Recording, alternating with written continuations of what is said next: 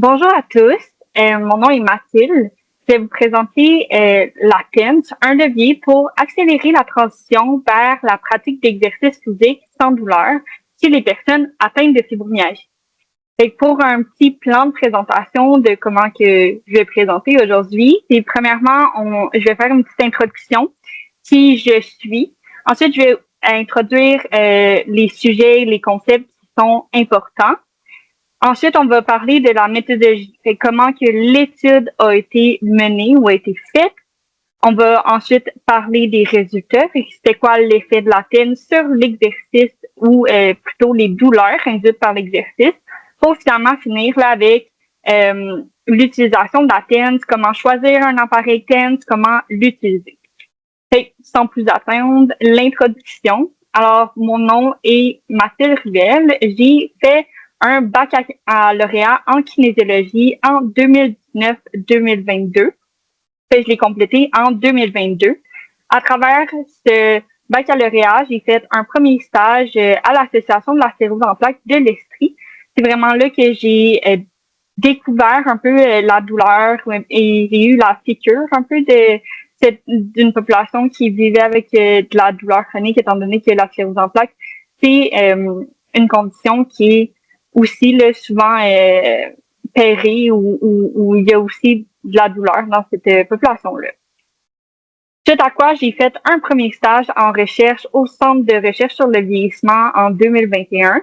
Là, c'est là que j'ai découvert la recherche, que j'ai vu les possibilités en recherche pour finalement faire mon deuxième stage en recherche et mon troisième stage de l'ensemble de mon baccalauréat et cette fois-ci en douleur spécifiquement. C'est à quoi j'ai fait ma maîtrise en sciences de l'activité physique. J'ai fait l'idéation, la conception et la réalisation du projet TENS Fibro, le projet que je vais vous présenter aujourd'hui. Puis en ce moment, je suis au doctorat en sciences de l'activité physique. La fibromyalgie, c'est encore au cœur de mes projets. Mais je me tourne plus vers les mécanismes et qu'est-ce qui pourrait expliquer notamment les douleurs en fibromyalgie. Maintenant, pour l'introduction des concepts. Il faut savoir que la fibromyalgie, elle touche 2 à 39 fois plus de femmes que d'hommes, dépendamment de l'article, de la statistique qu'on regarde, puis que sa prévalence, elle augmente avec l'âge. Je me suis dit que je n'avais pas besoin de définir la fibromyalgie en soi, étant donné que vous la connaissez tous, vous êtes mieux placés que moi pour dire c'est quoi les symptômes exacts de la fibromyalgie et toutes ses nuances. Vous le savez aussi sûrement, il n'y a pas de traitement curatif à la fibromyalgie, puis il y a des approches pharmacologiques, mais celles-ci sont limitées. Qu'est-ce que je veux dire par limité? C'est un traitement par symptôme. Fait qu'on a de la fatigue, on va donner un médicament pour la fatigue. On a de la douleur, on va donner un médicament pour la douleur, mais il n'y a pas d'approche pharmacologique là, qui traite l'ensemble des symptômes de la fibromyalgie tous en même temps, ou du moins pas ce que je connaisse. Puis au mieux, l'efficacité, c'est modéré. Notamment pour la douleur, on va parler en général, on peut avoir une réduction de douleur qui tourne autour de 30%. Puis à ça, on ajoute aussi les risques importants d'effets secondaires. Puis c'est pour ça que les recommandations se sont tournées beaucoup vers l'activité physique ou l'exercice physique. C'est notamment le traitement de première intention, fait que le traitement qu'on devrait recommander en premier. Ce qui est positif, c'est que l'exercice physique vient diminuer les symptômes de fibromyalgie, notamment la douleur. Et une moins bonne nouvelle, c'est que les articles sur le sujet rapportent que on parle d'un minimum de 13 semaines d'exercice en continu 3 fois par semaine pour voir cette diminution de douleur-là. Et entre-temps, vous l'avez possiblement déjà expérimenté, mais on voit plutôt une augmentation des douleurs qui est induite par l'exercice. C'est ce qu'on appelle douleur induite par l'exercice ou douleur induite par le mouvement. Puis ça, c'est une barrière à l'exercice physique, mais aussi à l'adhésion d'un programme d'exercice si on veut commencer à faire plus d'exercices. Je trouvais ça important de définir les concepts qui sont importants et liés à l'exercice physique. Fait que, premièrement, l'exercice physique, c'est quoi? Ben, c'est une activité physique qui est planifiée, structurée, répétée, puis qui a un objectif d'améliorer ou de maintenir une ou plusieurs composantes de capacité physique. Fait que ça peut être, par exemple, d'aller marcher tous les matins après le déjeuner. Comme c'est planifié, c'est structuré, c'est répété. Puis ici, on a l'objectif, on le fait parce que on veut maintenir notre capacité à marcher ou améliorer un peu nos capacités cardiovasculaires. Ben, directement, ça rentre dans l'exercice physique. Pour l'activité physique, à ce moment-là, c'est tout mouvement corporel produit par les muscles qui entraîne une augmentation de la fréquence cardiaque ou respiratoire. Ça peut être du jardinage, ça peut être la marche, ça peut être monter les escaliers, ça peut même être faire du ménage.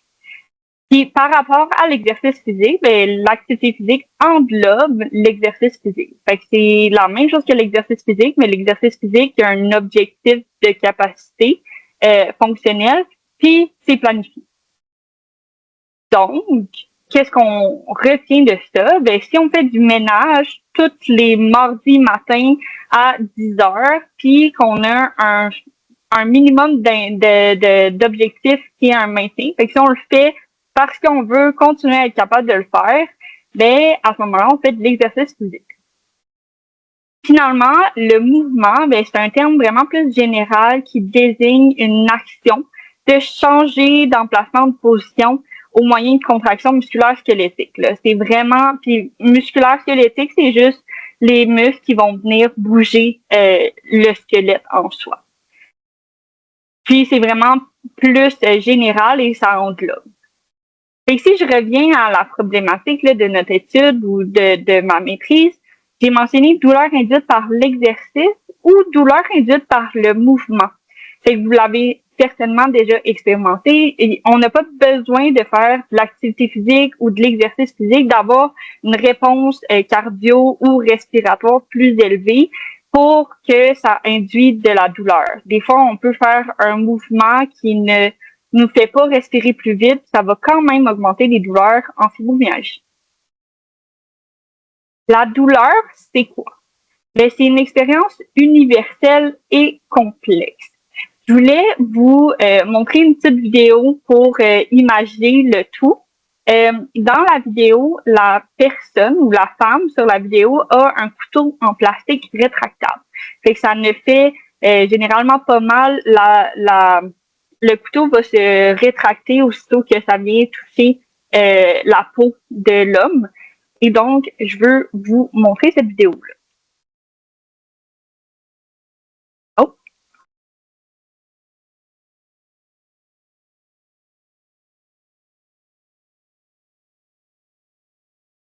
Bon, ben ça ne semble pas fonctionner, mais je vais vous montrer là la prochaine. En fait, c'est l'homme a une réaction vraiment importante. Puis après ça, on peut se demander est-ce que l'homme a réellement ressenti de la douleur. Vous allez voir, là, je vous ai mis des captures d'écran, fait que vous allez quand même pouvoir voir c'était quoi l'expression.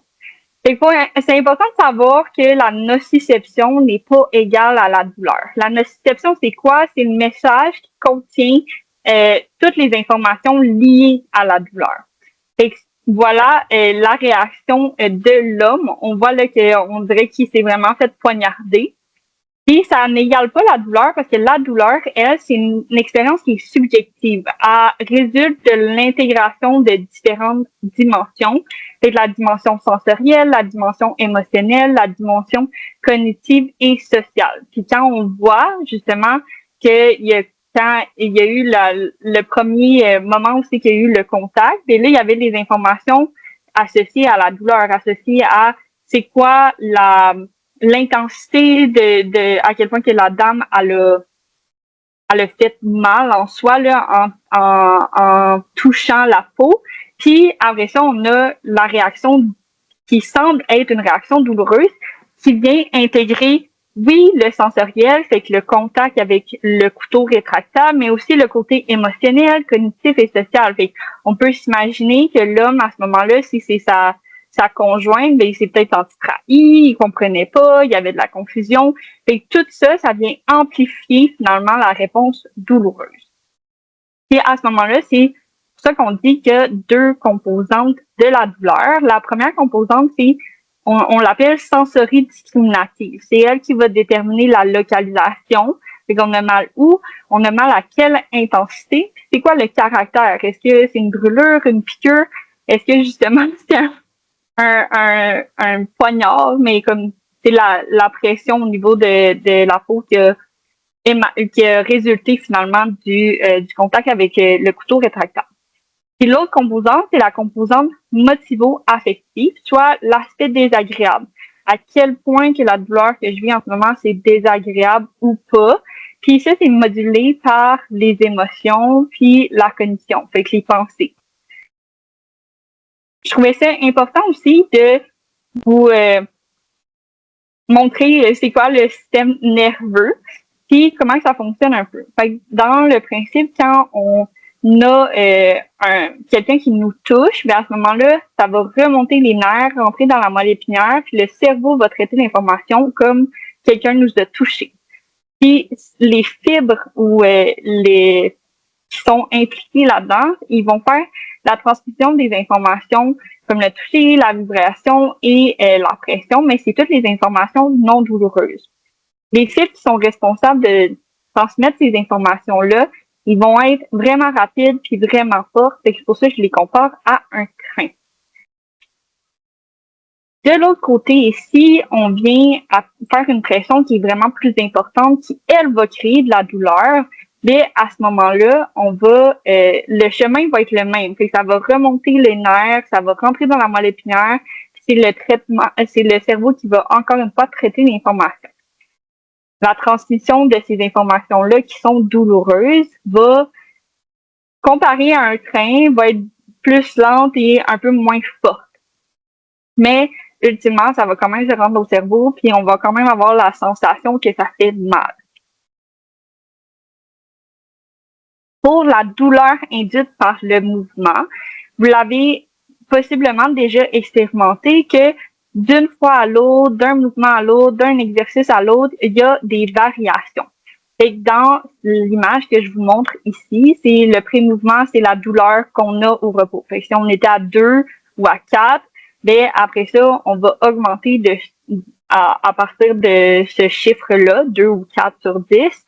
Pendant le mouvement, ça se peut qu'on augmente au début, qu'après ça, on diminue, puis on revienne à l'état avant d'être en mouvement, ou ça se peut qu'on voit une augmentation de nos douleurs qui est constante pour l'ensemble du mouvement. Puis même chose après, ça se peut qu'on continue à augmenter encore notre douleur ou encore qu'une fois qu'on arrête l'exercice, notre douleur redescend. Et tout ça va être, oui, influencé par c'est quoi l'exercice qu'on fait, mais ça va être aussi influencé par l'exercice étant la composante sensoridiscriminative, là, fait que c'est, mettons, on fait des squats, va avoir la localisation, ça se peut qu'on ait plus mal aux jambes. Mais la composante motivo-affective, fait qu'est-ce qu'on est stressé, est-ce qu'on est angoissé, est-ce qu'on fait quelque chose qu'on n'est pas habitué, est-ce que, peu importe, ça aussi, ça va venir potentiellement amplifier la douleur et donc possiblement expliquer cette variation-là qu'on a à l'intérieur là, d'un exercice physique ou d'une activité physique. Et je vous rappelle la problématique, en fait, de l'étude qu'on a menée, qu'est-ce qu'on a essayé de solutionner, c'est justement, est-ce que là, en ce moment, on sait que l'exercice physique, c'est bénéfique à moyen long terme pour diminuer les douleurs, mais il y a un problème dans l'initiation d'un programme parce que ça vient augmenter la douleur. Est-ce que c'est possible de trouver une solution pour enlever cette augmentation de douleur-là qui est induite là, lors de l'initiation d'un programme d'exercice? C'est pour ça qu'on a eu l'idée d'utiliser la neurostimulation périphérique, communément appelée la TENS ou encore en anglais Transcutaneous Electrical Nerve Stimulation. C'est une technique de neurostimulation pour soulager la douleur qui requiert l'application de stimulation électrique via des électrodes qui sont placés sur la peau. Fait qu'on va venir stimuler avec des paramètres spécifiques que je pourrais revenir à la fin là, dans la section de justement comment utiliser la TENS et tout. Fait que vous n'avez pas besoin de les noter tout de suite. Fait que les paramètres qu'on a utilisés pour le projet, c'est des paramètres d'estimation conventionnels. C'est un courant électrique, haute fréquence, faible intensité, puis on place des électrodes, puis on vient augmenter l'intensité de sorte à qu'il y ait une sensation de fourmillement ou de picotement. Ça vient vraiment, si on met les électrodes ici et ici, ça va venir entourer la région qui a été délimitée par les électrodes. Comment que ça fonctionne la TENS? En fait, le mécanisme principal, c'est la théorie du portillon. Je vous ramène l'exemple de un côté, on fait une pression, mais qui n'est pas douloureuse, puis de l'autre côté, on fait une pression qui est, elle, douloureuse. À ce moment-là, si on les fait simultanément, puis là, j'ai imagé dans deux sections différentes, mais il faudrait qu'ils soient au même endroit. Qu'est-ce que ça va faire? C'est que la transmission des informations non douloureuses, étant donné que c'est un train, ça va agir comme un passage à nouveau pour les informations douloureuses. Fait à ce moment-là, la petite voiture, les informations douloureuses ne pourront pas passer, puis notre cerveau va être seulement capable d'interpréter finalement les sensations de picotement ou de fourmillement qui résultent de la tension. Pour ce qui est de la méthodologie, comment qu'on a mené l'étude. Fait que si je fais un petit résumé là, pour juste survoler qu'est-ce qui s'en vient. Premièrement, on a recruté 21 participantes pour notre étude. On les a randomisées, ce qui veut dire on les a séparées en deux groupes de manière aléatoire, soit la condition expérimentale ou la condition placebo. Puis à ce moment-là, on faisait de l'exercice en même temps que soit la vraie TENS ou soit de la stimulation placebo, que je vais vous expliquer dans les prochaines diapositives. Puis on mesurait l'intensité, l'aspect désagréable, la douleur là, à différents moments pendant la visite. Avec la condition TENS réelle, on faisait une stimulation à haute fréquence, aussi appelée la TENS conventionnelle. La durée de stimulation, c'était 30 minutes, puis on plaçait les électrodes, on l'individualisait. Fait qu'on demandait à la personne c'est où qu'elle a le plus mal dans les régions du bas du corps, étant donné que notre exercice sollicitait les membres inférieurs principalement. Puis on venait placer les électrodes de sorte à entourer la région qui était la plus douloureuse. L'intensité était aussi individualisée, fait qu'on l'augmentait jusqu'à temps que la personne ait une sensation forte de picotement, mais sans produire de douleur. La condition placebo, à ce moment-là, c'est l'ensemble des informations étaient les mêmes. Fait qu'en 30 minutes, le placement des électrodes se faisait de la même manière, mais les fils avaient été modifiés. Alors, aucune stimulation était mise. Fait que c'était vraiment le même appareil, on pouvait jouer avec les boutons, on pouvait voir l'intensité augmenter ou diminuer, mais il n'y avait pas de stimulation électrique qui était produite via les électrodes, étant donné que les fils avaient été trafiqués. Fait que l'appareil était identique. On évaluait la douleur, fait qu'on évaluait l'intensité et l'aspect désagréable, les deux sur une échelle de 0 à 10. Aucune douleur à pire inconfort ou pire douleur imaginable. On a évalué la douleur à la fois dans le corps entier, puis spécifiquement dans le bas du dos et les membres inférieurs. Puis comment que la visite se déroulait? Ben, premièrement, on évaluait la douleur quand elles arrivaient au laboratoire. Ensuite, on faisait la familiarisation, l'échauffement, puis on faisait un test de force, étant donné qu'on faisait une prescription d'exercice un peu plus tard dans la visite. L'appareil qu'on a utilisé, c'est un appareil de leg press. C'est un appareil là qu'on a choisi étant donné la similitude dans les groupes musculaires qui sont sollicités par rapport à un lever de chaise, par exemple. Fait que c'est plus facile à apprendre comme mouvement, étant donné qu'on fait des levées de chaise assez souvent. Ensuite, on commençait une stimulation de 10 minutes. Fait que soit la stimulation placebo, soit la stimulation réelle. Puis on continuait la stimulation pour un autre 20 minutes en même temps de faire 2 séries d'exercices. Fait que c'était vraiment simultané. Ensuite, on réévaluait la douleur immédiatement après l'exercice. 15 minutes après l'exercice. Lorsqu'ils retournaient à la maison, les participants apportaient l'appareil TENS avec eux, puis ils pouvaient utiliser l'appareil là, autant de fois qu'ils voulaient pendant cette période-là de 24 heures. On leur demandait de noter la douleur, encore une fois, le soir de la visite, puis 24 heures après l'exercice. Qu'est-ce que les résultats de recherche là, montrent? C'est quoi l'effet de la TENS sur la douleur induite par l'exercice? Et je vous rapporte ces informations-là. Au niveau des douleurs, en fait, je me suis permis de vous présenter l'impact clinique. Quand on compare l'évaluation initiale, avant qu'elle fasse de l'exercice, puis immédiatement après l'exercice, on considère l'impact clinique comme étant significatif. Qu'est-ce qui a un impact cliniquement significatif? C'est que la personne voit une vraie différence dans son quotidien. Ça fait un vrai impact finalement dans la vie de la personne. Cette réduction-là, on la considère comme une réduction minimale plus grande ou égale à 15% par rapport à avant l'exercice. Puis qu'est-ce qu'on voit? C'est que dans la condition placebo, fait que les participantes qui ont reçu la TENS placebo, aucune des 11 participantes ont atteint cette réduction-là de 15%. De l'autre côté, dans la condition qui recevait la vraie TENS, sur 10 participantes, 5 participantes sur 10 ont atteint une réduction de leur douleur qui était considérée comme cliniquement significative.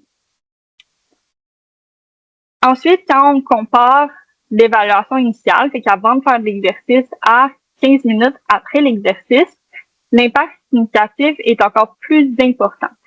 Au niveau du placebo, il n'y a pas de changement. Il n'y a aucune des 11 participantes qui ont atteint une réduction de minimum 15% de leur douleur. Mais au niveau de la condition TENS, qui recevait la vraie TENS, il y a 9 des 10 participantes qui ont atteint une réduction de leur douleur d'au moins 15%. Quand on compare cette fois-ci le soir de la visite, là, les résultats sont plus nuancés. C'est plus difficile à avoir des résultats clairs, étant donné que là, on voit que autant au niveau de la condition placebo que la condition réelle, il y a à peu près le même nombre de participantes qui ont atteint le 15% de réduction, là, qui ont atteint une réduction de douleur qui était significative. Puis, quand on compare, encore une fois, l'évaluation initiale, mais cette fois-ci à 24 heures après l'exercice, encore une fois, c'est difficile de déterminer qu'il y avait un bénéfice supérieur à utiliser la TENS réelle versus la TENS placebo, étant donné que dans les deux conditions, là, autant de participantes ont atteint cette réduction cliniquement significative. C'est quoi le message à retenir? Bien, premièrement, on avait notre problématique que quand on initie un programme d'exercice, on a une augmentation de douleur. Ce que je vous ai présenté dans les résultats, c'est que l'utilisation de la TENS réelle vient non seulement enlever l'augmentation, elle vient réduire les douleurs. Fait qu'elle permet de faire de l'exercice avec moins de douleur que les douleurs au repos. Fait qu'en aigu, quand on est en train de faire l'exercice, on est en train d'utiliser la TENS, c'est bénéfique d'utiliser la TENS, puis ça permet vraiment de réduire les douleurs. Mais plus tard, fait que jusqu'à 24 heures, quand on regarde le soir de la visite et 24 heures après, c'est plus difficile de voir une distinction, puis à ce moment-là, on voit plus vraiment de différence entre les participantes qui ont reçu le placebo versus la TENS réelle. Maintenant, pour ce qui est de l'utilisation de la TENS, comment choisir un appareil, comment l'utiliser.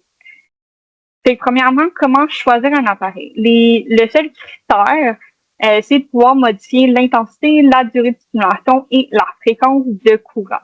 Fait que les paramètres que nous, on a utilisés durant notre projet de recherche, c'est un type conventionnel ou haute fréquence et faible intensité.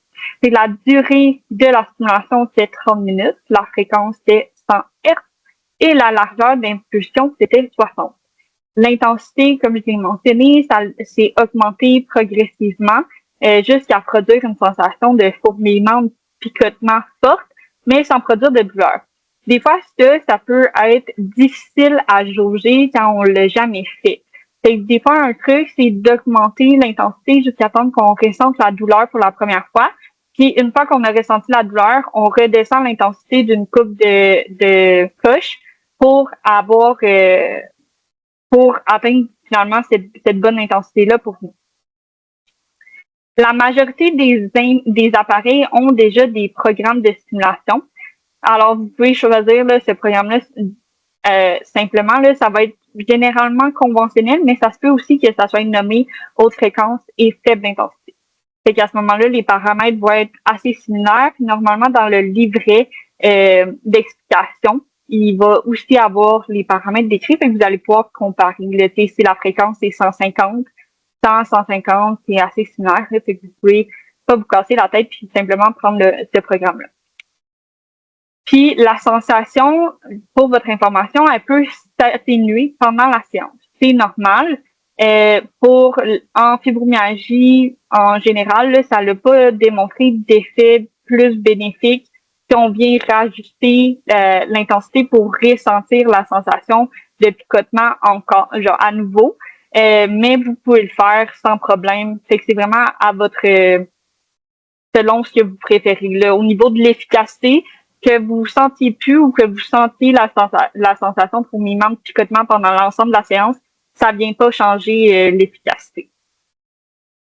Fait où acheter un appareil TENS? Ben, à Sherbrooke, il y a le Medicus Oxidex Sherbrooke, il y a aussi la trousse de premiers soins GM, puis dans la majorité des pharmacies aussi, c'est possible de trouver un appareil TENS. Puis au Canada, ben, il y a aussi la boutique 7 Canada. Puis 7 Canada semblait aussi offrir une genre de petite formation avec des vidéos de comment utiliser l'appareil et tout. Fait que ça peut être intéressant, mais c'est plus coûteux. C'est important de prendre en considération avant de commencer à utiliser l'appareil TENS, c'est les possibles contre-indications. Fait qu'il n'y en a pas beaucoup en soi de contre-indications. L'ensemble des contre-indications devrait être listé là, dans le manuel d'instruction de l'appareil.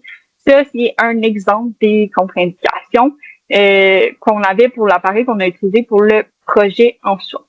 Fait, il y avait, par exemple, des contre-indications absolues. Fait que ça, c'est des contre-indications si on a un pacemaker, qui est un stimulateur cardiaque, c'est l'ensemble des régions. Fait que c'est pas parce qu'on a un stimulateur cardiaque au niveau du chest qu'on va pouvoir l'utiliser sur notre bras ou sur notre jambe ou quoi que ce soit. C'est absolu, ça veut dire qu'on ne l'utilise pas à nulle part sur notre corps, à moins que vous ayez spécifiquement vérifié avec votre cardiologue qui vous a donné le OK pour l'utiliser. Puis sinon, il y a des contre-indications locales. La majorité des contre-indications avec l'utilisation de la TENS, c'est des contre-indications locales. C'est, par exemple, avoir un bleu, on va pas vouloir placer les électrodes directement sur le bleu. Même chose si on a des problèmes de peau, parce que ça peut irriter. Une autre chose qui est intéressante de savoir, c'est que avec le placement des électrodes, si vous les laissez longtemps parce que vous faites plusieurs stimulations dans la journée, ça se peut que ça vienne irriter en dessous de la peau quand vous allez retirer les électrodes. Généralement, ça résorbe la rougeur en dedans de quelques heures après avoir retiré les électrodes. Si vous réappliquez les électrodes dans la même journée, c'est important de, encore une fois, ne pas les réappliquer par-dessus la région qui a été irritée, juste parce que ça va encore plus irriter. Fait qu'on essaie de le placer un petit peu à côté. Puis, comme je vous avais mentionné là, dans la partie méthodologie, dans le placement des électrodes, on va toujours vouloir entourer la région qui est douloureuse. Fait que si on a mal au genou, on peut le placer de part et d'autre du genou. Puis on va augmenter l'intensité, puis en augmentant l'intensité, puis en ressentant la sensation de fourmillement, de picotement.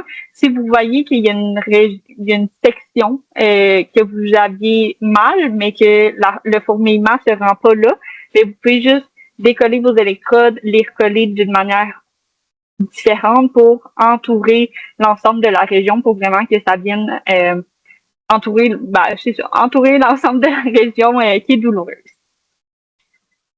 Et dans le fond, merci beaucoup d'avoir écouté ma présentation. J'ai ajouter, en fait, ma maîtrise a été faite dans 2 laboratoires, le labo Grand puis la chaire de recherche pour un vieillissement en santé.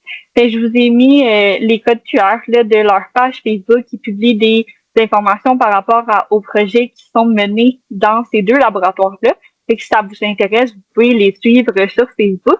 Puis finalement, mes résultats de recherche, ils vont aussi être publiés dans la prochaine édition du journal Ancrage du Centre de recherche sur le vieillissement.